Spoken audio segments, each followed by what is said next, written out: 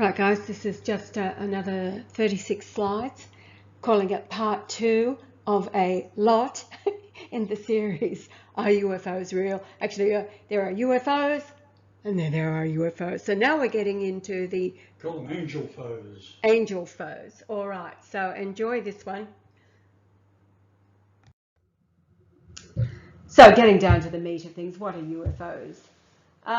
So these are angelic, not demonic. The idea a UFO is an alien from a planet X is to suggest evolution and life in space, a recent misdirection by the Talmudic priesthood to make it appear that Moses God is all powerful when in fact it isn't, always has been, deception.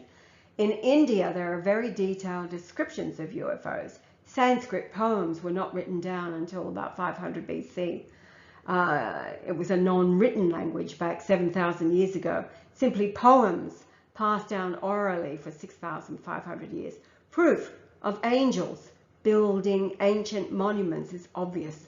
The altar to the Lord, the Great Pyramid in Egypt. Stones of 70 tons carried, or rather 7 tons carried 600 miles from Aswan, cut, transported over mountains, etc., etc. That being the... Now, the length of these Sanskrit poems, which are supposed to be 100% accurate, can you believe something 6,500 years of passing these oral traditions down, and there's huge, like it's bigger than the Bible. Yeah. Right? And they've all memorized every word of it? Yes. Come on. Well, it's a bit like that. What is it? The, what's your name again? What's the game that's... How long had I known you before I got your name straight?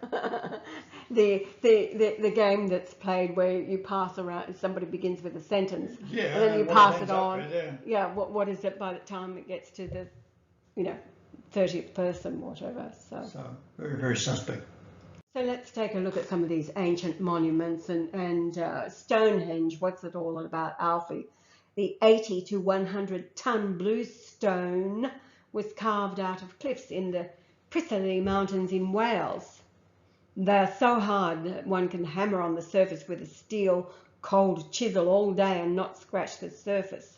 However, 222 kilometers. That's how far so that's for the Preseli Mountains, is it? To where the stone, okay. 2 yards rebirth hour, of course. Right, the Stonehenge to the North Pole measures 2,329 nautical miles in the Hebrew Concordance. From Isaiah 40:22, it is he that sitteth upon the circle of the earth, and the inhabitants thereof are as grasshoppers, that stretcheth out the heavens as a curtain, and spreadeth them out as a tent to dwell in. So, it's all about Yah. And the Stonehenge, of course, measures 316.8 feet around, 3168 being Lord Jesus Christ in Greek gematria. So Yah just writes, we see that a great deal of misinterpretation leads us to dismiss a poem or a chant as being a detailed account of a UFO. What has survived are stone structures based on what these UFOs looked like. Moreover, very similar to the UFOs in the book of Ezekiel. It, a major code, I'll explain later. So keywords for UFOs: whirlwind, trumpet, voice of the Almighty, wheels, flying scroll. Ezekiel, once examined, it reveals to us who is God Almighty on the earth today, and an overwhelming proof who he is, when he has already returned, as well as Isaiah reveals every detail leading to the Great Pyramid. So Yah writes, measuring the planets at specific dates in time confirm who the Christ is today. In fact, once you understand how the impossible becomes possible and kept secret by the synagogue of Satan, and what they have done to you, and in particular your children, you will be glad the US military has recognized Christ and saved hundreds of thousands of children from underground torture, adrenochrome factories. It's going on at the moment. Yeah, the rescue of them is, yes, continues. Yeah. All right, so we're back. after having another couple of games of chess over a lunch break, because We're we're already up to an hour and 41 minutes. Yes, we are recording. Okay. An hour and 41 minutes. So let's get into 31 some serious, slides. true UFOs. Right, okay. Which is what you went They with. come in all shapes and sizes, I'm going to show you. Yes, but... Have we been through Bull Cooper yet? Not yet. We've got to get to him. This is a long and winding road. Okay. Now, the point is that people all around the planet have been witnessing and photographing the spheres of light, which is what you saw, like 5 suns in 1983. 5, of course, is for Father. Father.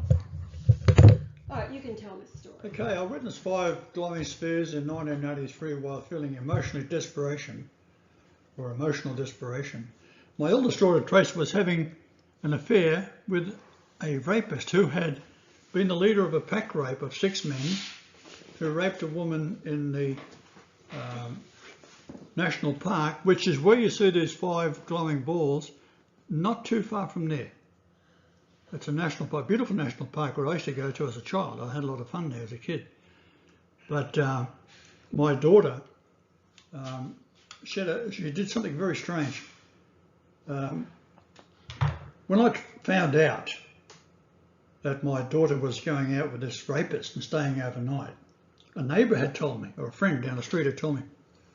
So I drove up the driveway, foaming, angry, and Eileen was standing out on the concrete in front of the garage. And I pulled up and I said, "Do you know about this?" She said, "Yeah." I said, "How long has it been going on?" 6 months, she says.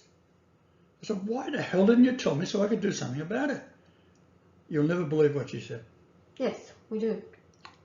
She said, "You're such a nice man. You will do anything for anybody. And I wanted to get even." Now, does that prove to you I was married to a demon?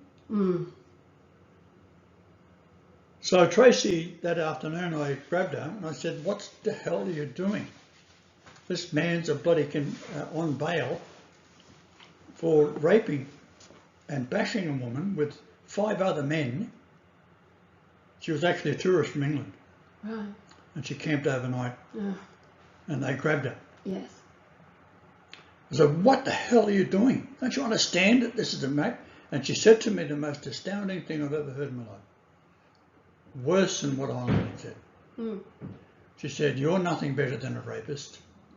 At that moment, my heart went like this. Gone. She could have evaporated into space as far as I was concerned. There was no love there whatsoever. At the same time, the headmaster, shortly after that, and this is now Janelli High School, which Janelli is in High School, this same area. Same area, Loftus, where I was living. Yep. And he phoned me to come in and see him, and the second daughter, which she wasn't my child, she got pregnant, Eileen got pregnant while we were broken up. But something told me I had to continue the marriage.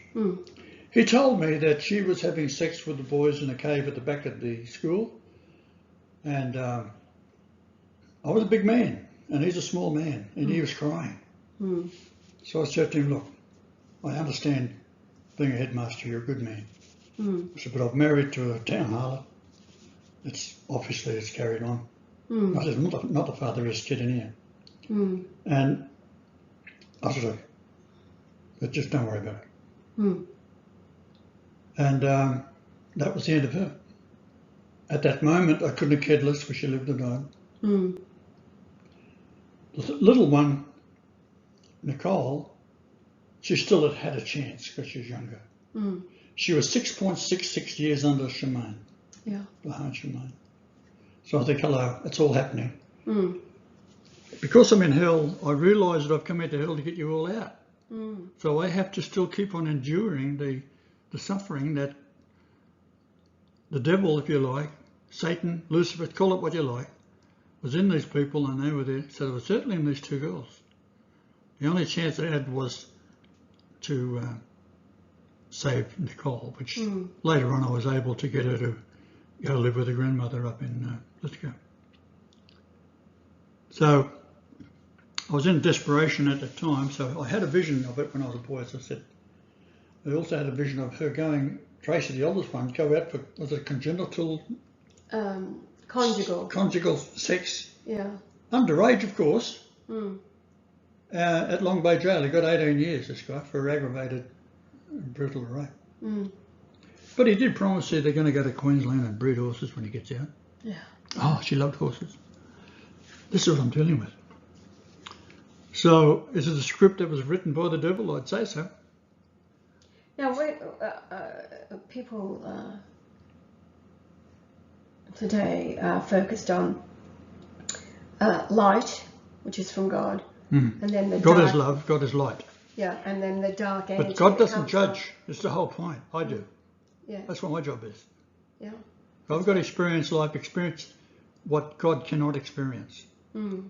The only way God comes on the earth is the soul of God comes to the earth. That's why Jesus on the cross bled to death, and in the soul of Jesus is the blood, or the blood is the soul of Jesus, and that's the Father. That's why all animals that are conceived by a male, of course, the blood comes from the male. Yes. So on that basis, this is where they hadn't been able to kill me all these years. They tried very hard. So the point is that God is love and light. God is love, I tell you. Right, and so He needs the judge on the earth. That's right. Because He independent. And that's you. I say, well, why does God let it happen? I said, no, it's not God let these things happen. You let it happen. The Christianity and the Muslims are all bullshitted, and the Jews, of course, are all bullshitted to let these horrible things occur, because there's a spiritual battle with me on the earth in the physical and spiritual realm. I'm in both. Right? That's why the angels come to me. So, in desperation of this, I should say the school, 3868 miles to the South Pole, is to be perverse. Now, she fits it exactly. So Stanwell Tops is 3854 miles to the South Pole, and says, have arrived. And what had arrived? These 5 stars, these 5 angels, these 5 glowing orbs. Spheres of light. Yeah. And they were like suns, weren't they? They were exactly like a sun. Golden colour, yeah. So, in my desperation, I drove to Stanwell Tops to think, really, and to take notes and always doing calculation. There, from a lookout overlooking the sea, the area is known as Stanwell Tops, New South Wales, south of Sydney, about 23 miles from 105 Rothschild Avenue, where I lived with my family until 942 days old. I can't help myself, I've got to say that. I will explain in more detail later, but first I want to talk about Bill Cooper. Yeah, this is where we move on to Bill Cooper. So, by the time... American hero. Definitely, absolutely, 100%. By the time you're viewing this over at the YouTube, just to mention, BitChute is not letting me process anything that I'm uploading to BitChute. So BitChute bites the dust, and we'll be back on the main channel Tuesday, I think it is, we're released.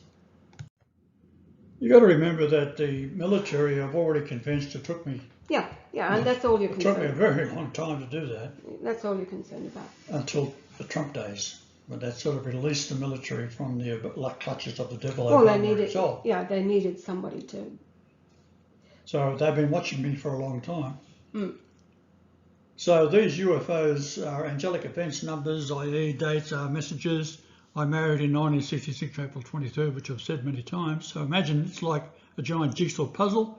The pieces, events, numbers scattered over 77 years of events. Right, okay. All over the place. When we say these UFOs, it's the ones we're about to talk about now. Yeah. With Bill Cooper and like this one that happened in Australia on... Right, so I'll take it up. Now, the Australian UFO sighting in 1966, April the 6th, that was 17 days before your marriage to Elizabeth's Choice. It was 200 children, a science teacher. Now, we'll cover that in a bit. That was in Westall. So here's a jigsaw puzzle piece, April the 6th. Yes, that's Go right. back to 1943, that's when I arrived. Yeah, that's the In hell. conception. Now, the area code of Westall, where this took place, was 3168, Lord Jesus Christ in Greek Gematria. But Ezekiel is numbered 3168 in the Hebrew Concordance, and of course it's Lord Jesus Christ Greek Gematria. And my home from 1997, that's on Nell Street at a latitude 31680 kilometres around the Earth. That home, 5813 kilometres from the South Pole, which is the height of the altitude, the Lord the Great Pyramid, in pyramid inches, the completed height. Now, of course, 1966 in the Hebrew Concordance is Lucifer. So Yah says, naturally reborn out of the pit of hell, following my mother conceiving me. And that opened the pit of hell for the souls who died since creation to be reborn, live a demon-filled life, and then to face judgment. I found that thing yesterday about the best experience I've seen of children that had, and ladies and gentlemen, that had near-death experiences. And this little girl, 3 years old, yes, fell in a swimming pool. Swimming pool, yes, and I watched it too. Had an angelic experience where she had to come and find the child. Well, she stopped. She found her. Yeah. She found her. Now, the child, when she revived, she said, she told about what happened up in heaven, the beautiful lights, the love and the Jesus, colours and all this kind of stuff. The learning. And when she come back, she could learn. She didn't have to learn anything. She had it all. Yep, that's how I was. What she said was, more specifically, which is what you have said, is that I no longer had to learn anything. It was like I had to remember. I just had to remember, which is what you say. It's a memory. It's a memory. It's a memory. Yeah, their experiences were stunning. And what was her name? Do you remember? Ingrid. That was Ingrid. But right. The other ones, they were all stunning, and their beautiful experiences tailor-made for their souls. But yeah.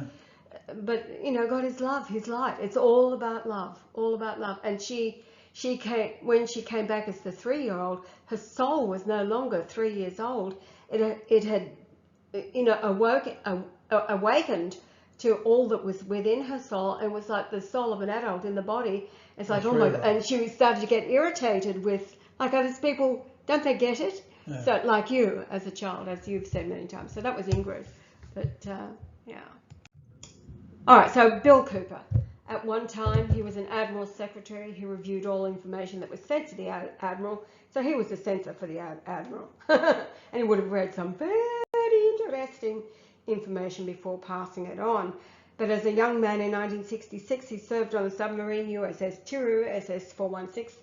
Cruising at 10 knots, the crew on watch observed a UFO disc shape rise out of the ocean, ascend to the clouds, and then return and splash into the sea and rise up again to the clouds. The report said it tumbled over and over, and yeah, it was making itself clearly seen from all perspectives as a flying saucer. It was described as tumbling up, so it would tumble over and over up towards the clouds again. So yeah, I said it was just giving you a bird's eye view to take a good look at what it looked like. So yeah, why was Cooper on board? Because he was preordained to be there to enlighten him and finally expose the US behind the 9/11 Twin Towers demolition, start the never-ending war on terror. And but on the internet, there's crew members, their observation of what happened on the net. So here it is. This is actually taken from this. So 10 knots, when the port lookout reported a strange contact at a range of 2 miles, bearing 315 degrees, Greek Concordance 315, necessary distress. The lookout refused to tell the OOD that it was he that had seen, and instead insisted that the starboard lookout and the OOD both look out in that area. The 3 men looked through their binoculars toward the sea, rather the area reported, and were astounded to see a metal craft larger than a football field tumble from the clouds into the ocean. It actually tumbled over and over, and when it hit the water and sank beneath the ocean, huge geysers of water rose into the air. And when the port lookout was sure that the others had seen it, he then told the OOD that he had seen it tumble from the ocean up into the clouds. The OOD and the starboard lookout was speechless. Within a few minutes, however, they all became excited when it rose, again rose from the water and tumbled up into the cloud layer. Note, they became excited, not terrified. At about the same time, a crew member below queried the bridge about a radar contact at the same range and bearing. Sonar also reported strange echoes. The OOD called for the captain to come to the bridge at that time. He also called for the camera to be sent to the bridge. The captain arrived on the bridge within 2 minutes, and the chief quartermaster was right behind him with the camera. At about the same time, the object emerged from the clouds and fell down into the ocean. All 5 men witnessed this. The QMC, the quartermaster, took pictures as it rose up into the clouds and then back down into the ocean once again. The 5 men watched for quite a while longer, but nothing else happened. Soon the sub had moved out of visual range, and the captain told all witnesses that they were never to discuss what they had seen with anyone under any circumstances. He stated that the incident was classified information, and so Greek 315 is necessitate to constrain. So the sighting was for Cooper. He went on to begin ham radio broadcasts and predicted 9/11, and that Bin Laden would take the blame. Yeah, yes, and but the interesting point is, why didn't the captain say make a left and go and see it? He just kept going straight. So in other words, they've all been programmed. These captains have been all, keep your eyes closed. When you see anything, deny. Don't investigate. Yeah. Keep everything quiet. Don't let the crew know. Yes. Well, how would you keep that quiet in a crew of submarines? Well, they're underwater. Right? Now again, it was this time, November 10th, 2004, the carrier Nimitz tracked 10 objects they described as a tic-tac shaped, about the same size as a fighter jet. So on that date, Yah was 22,220 days old, or 60.83 years. Therefore, like the Cooper sighting on the Tiro in 1966, 6083 is found in Proverbs and links to myself, says Yah, Proverbs 8:26, while as yet he had not made the earth, nor the fields, nor the highest part of the dust of the world. And then you search for 2222, it's the word Zoe in the Greek concordance, it means life. The sighting was a message for me. It was angelic, and of course it leads to Isaiah 22:22, which is all about the key of the house of David, and that's Yah. Jets were scrambled, and the radar report these objects would descend to sea level from 28,000 feet to 50 feet in less than a second. The speed of their descent estimated to be over 24,000 miles per hour. And of course, again, the information was censored.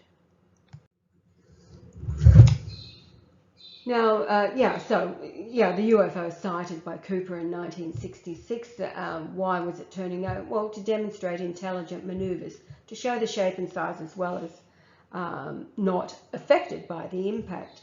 And then the tic-tac objects of the Nimitz. Now, the Nimitz has been in the news because it's been in the Persian Gulf, joined another carrier in the South China Sea, and is supposed to be heading home after being almost a year away at sea to Bremerton.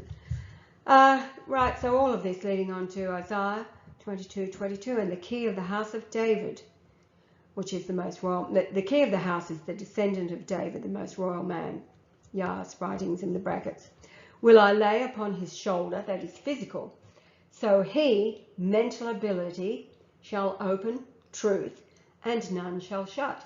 And he shall shut, stop the proofs, and none shall open. And Yah writes, overwhelm all scholars to silence.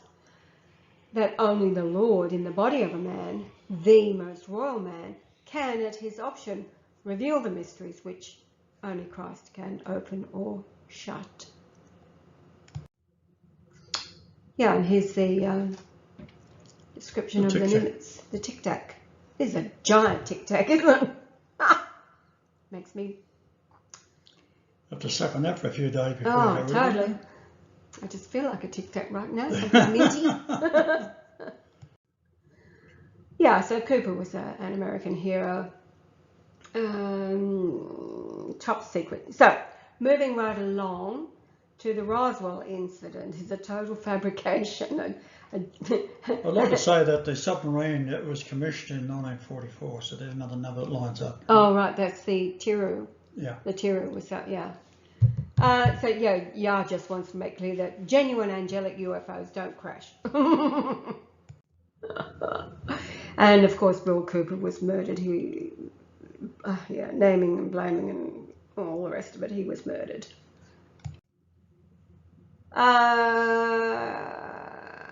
There we go. So this is back to the original one,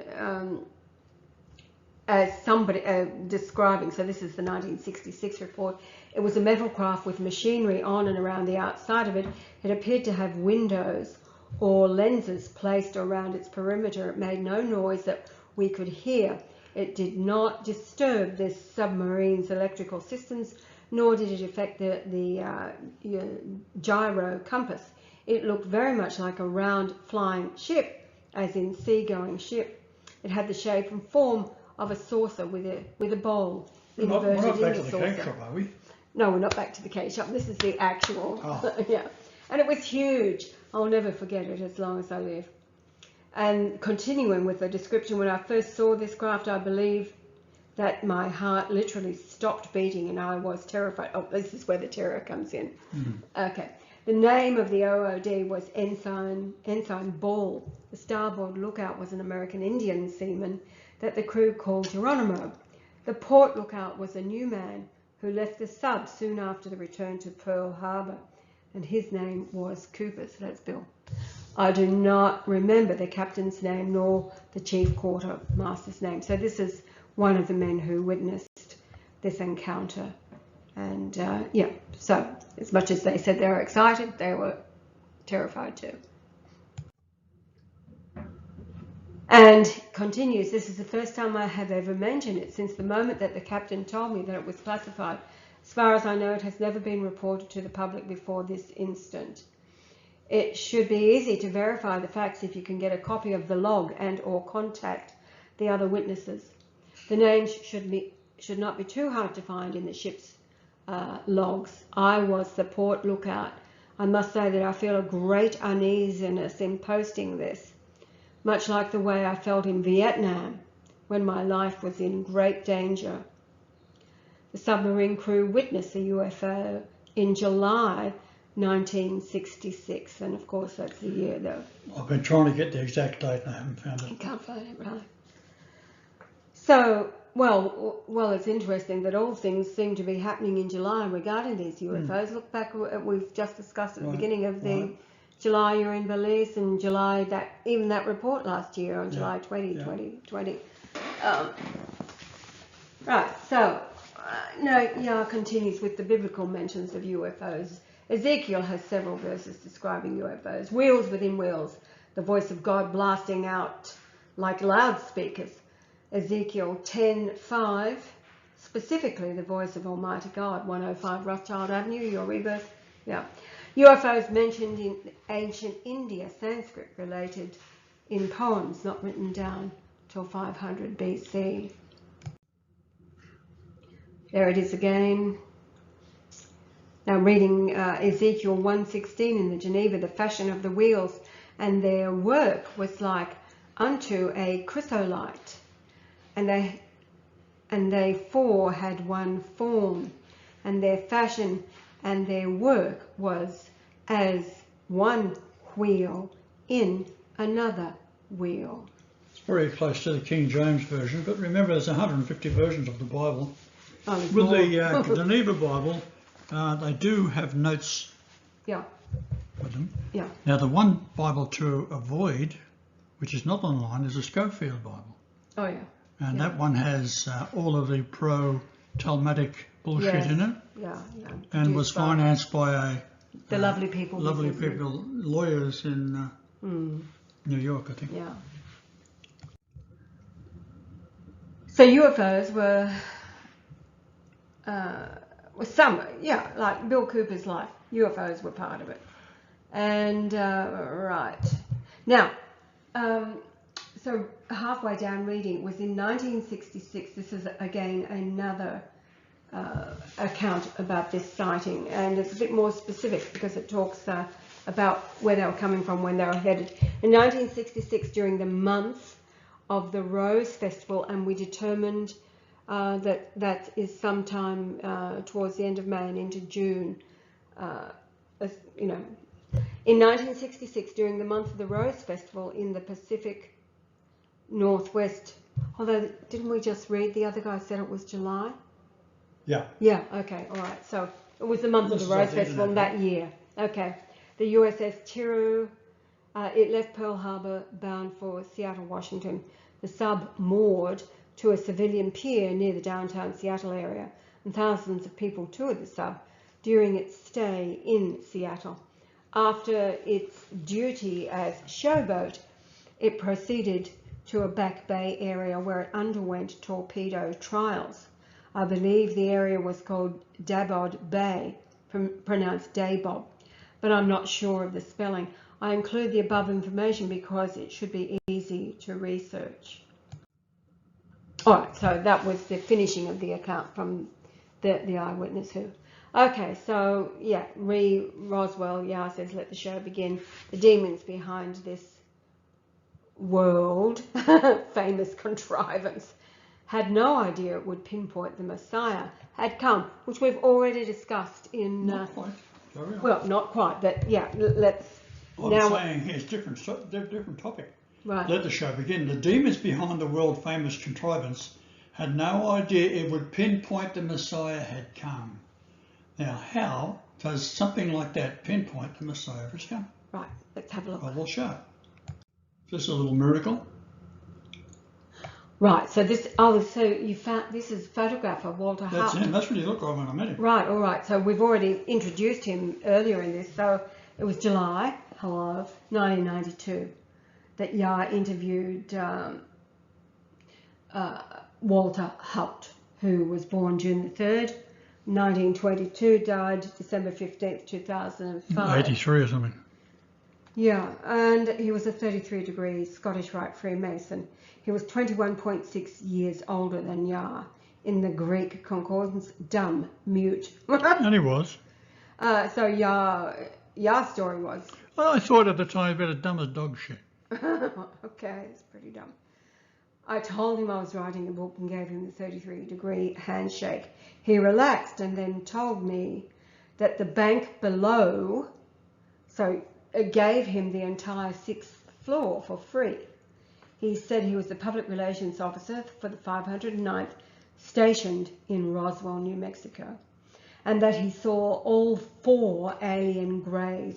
One was still alive. His job was to create a display on the 6th floor. So this is in Roswell. He said they were about 3 foot tall, short and stocky. Right, okay. We talked as he showed me around little sand boxes, a grey laying near a crashed saucer. Yah said he was a liar, fumbling for words to convince me. It was all very pathetic.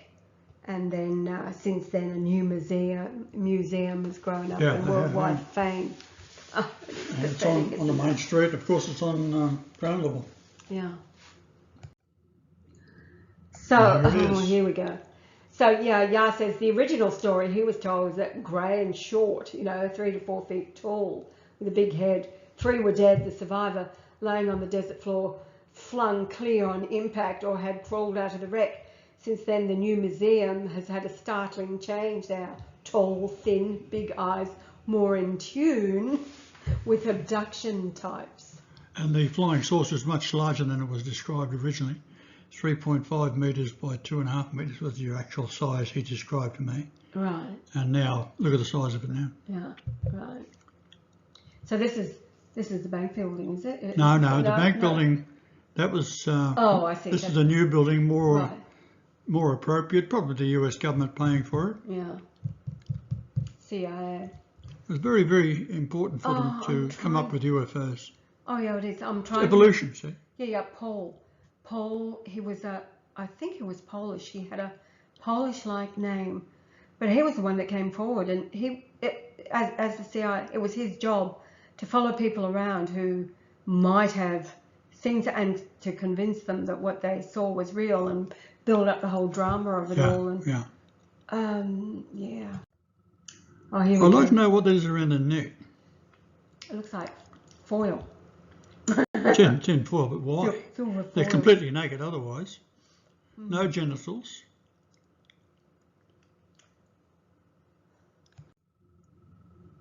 All right, so the UFO display has been moved from the bank building to a street level, but note the latitude. This is the Roswell, and then talk about aliens, Roswell to Eileen. The latitude, both locations, 33.39 degrees north, and Eileen's location, 33.39 degrees south.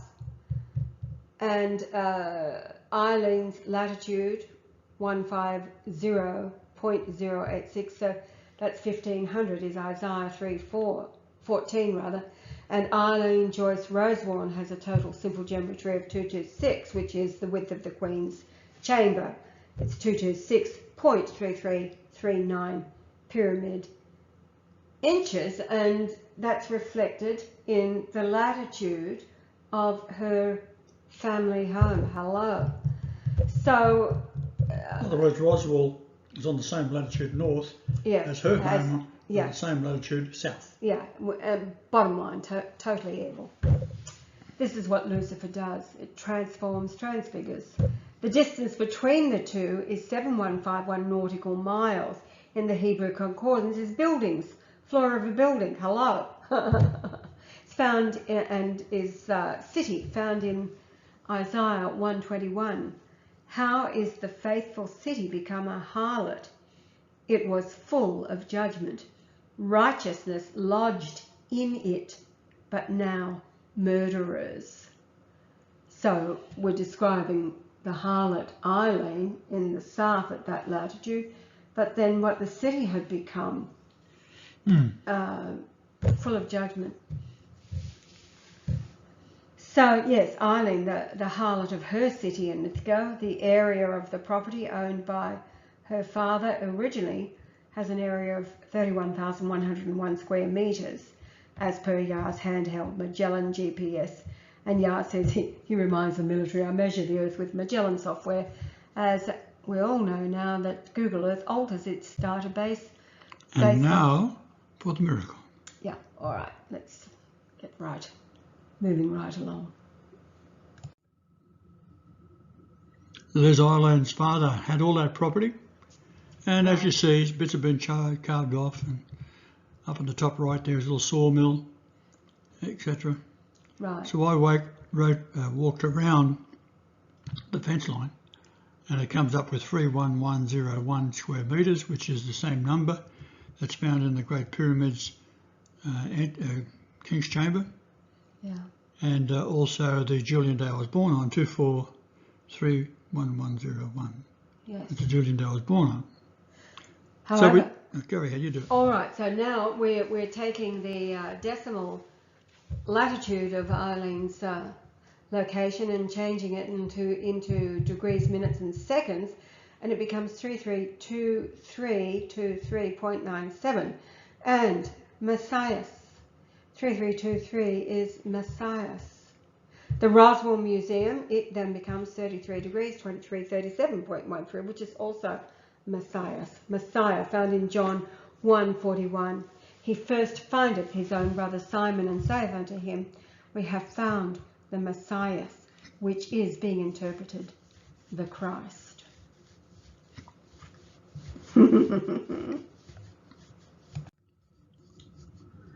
Now, measuring from Eileen's bedroom as a child to my bedroom as a child at 1140 Reardon Street, so 942 days old you were when you moved from 105 Rothschild Avenue up to 1140 Reardon Street, Mascot. It's exactly 118.22 kilometres, which is the stone from Psalms.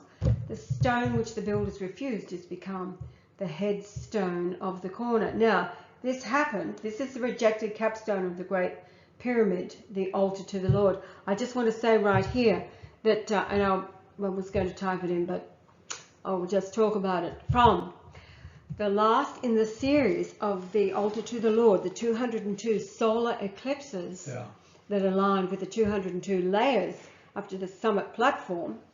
The last of that series was November the 14th in the year 2012. And it was exactly 118 days from that date until Monday, the 11th of March 2013, when you began your communications with Pope Benedict XVI. And then the very next day, he announced to the world that he had finally met you through the email, Salvator Mundi. So that was overturned. The rejection of the capstone was overturned by Benedict recognizing you as Salvator Mundi. Right. And it was exactly, I know I worked it out to the minute, because it was 118 days, and of course the 0.22 part of a day occurred from the instant throughout that day. So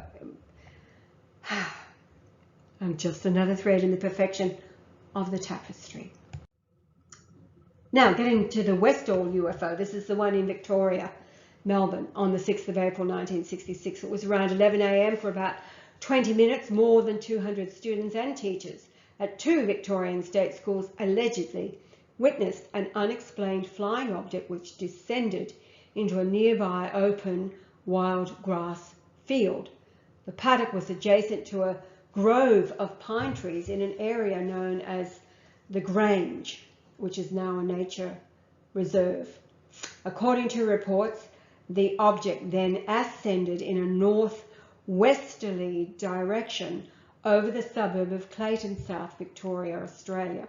It was followed by 5 objects as it moved away from the area. So now we have the date, April the 6th, and of course Ya's mother conceived in 1943, April the 6th, exactly 1910 years after the resurrection, which was April the 6th, Australian time. 5 objects followed it. Yes, your 5 angels, yeah. Again, 1966, Lucifer in the Hebrew Concordance.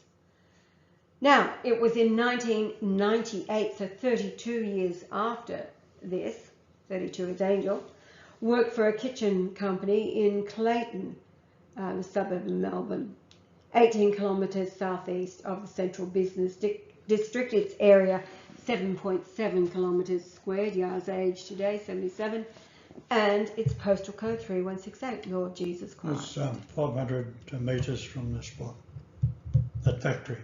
Right. Oh, right, from this spot. Okay. And here it is. And of course, as soon as Ya says Grange, we both burst out about Home on the Grange. Home on the Grange. Home on the Grange. Does that song go? Home on the Range. On the range, yeah. But how does it go, the tune? Home on the range with the deer and the buffaloes. Oh, where the deer and buffalo roam. Play or something. Rome, isn't it? Rome or Yeah. Yeah. Nothing is heard but the sound of a bird or something like that. Oh, yeah. Actually, I was in was I in Colorado? This was on the road trip looking for you, before I found you, obviously, but and we arrived in that area. It was high up. Yeah, I'm sure it was Colorado, and arrived at this. I still remember the billboard. This massive slice of pizza, and it talked about the range, a small slice of heaven, home on the range. It was massive. Anyway, I'm pretty sure that was on the way to Kremlin, Colorado. All right, so 26.7 kilometres from the home on Nell Street, and that brings us right back to the beginning of Job, the patience of Job. If you examine that, what's it actually saying? That the earth was formed, hung in an empty place. In other words, nothing in space at all. Yeah. In an empty place in the north. Yes. North of what? It's intentional. The galaxy. North of the Milky Way galaxy when it was formed after that. Yeah. All right, here we go. That's also one side of the pyramid in Tahiti, which is 499 0 miles to the South Pole, which is Christ, Messiah, Saviour. Exactly.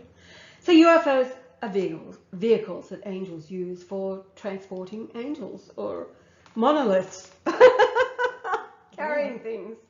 In the hundreds of stone monuments around the world, many were built prior to the flood of Noah, when Mars collided with the Earth. And Mars, the oceans of Mars, washed onto the Earth, punched out the moon.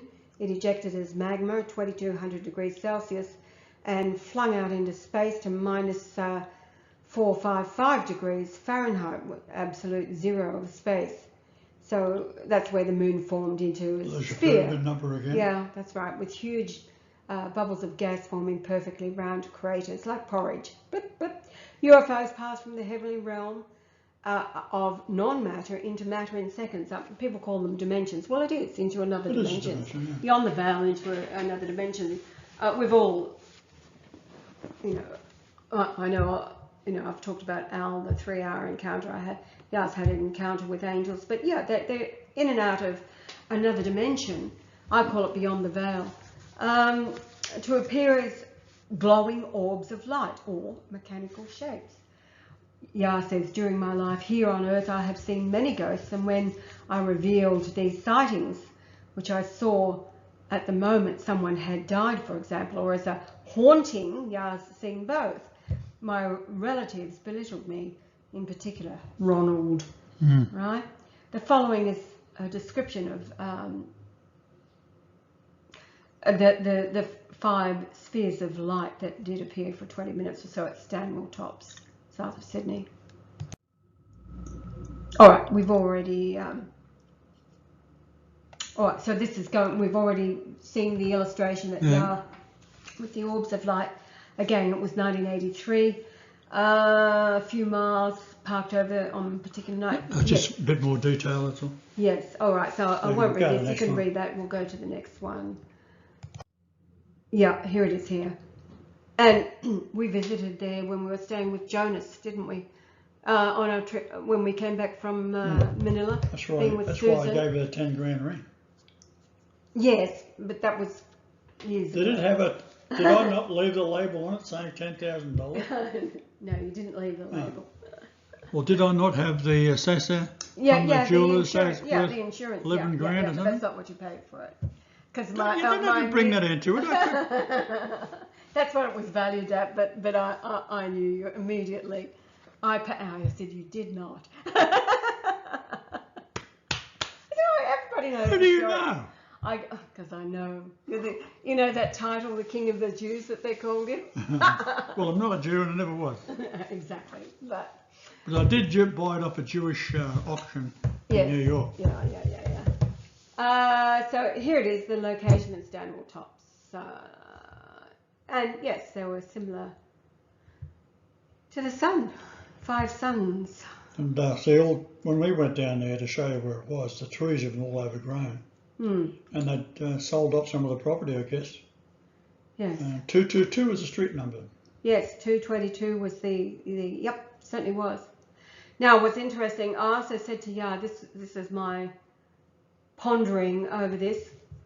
It was 1983 that he was at this point, and to me, the 5 spheres also represent like 5 revolutions of time, and it was 25 years. 5 times 5 is 25.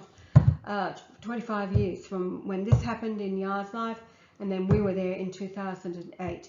It was May the 29th, 2008, and I knowing, I would not be surprised at all if it was May the 29th that you were there in 1983, because I looked up the sunlight for the day, and the sun, the sun going dim at that time, it was about 5:22 in the afternoon. Worrying about dates at that time, I was too distressed. No, I understand that, but the perfection of everything, I'm just saying the perfection of everything, I bet you bottom dollar it was that date, or very close to it.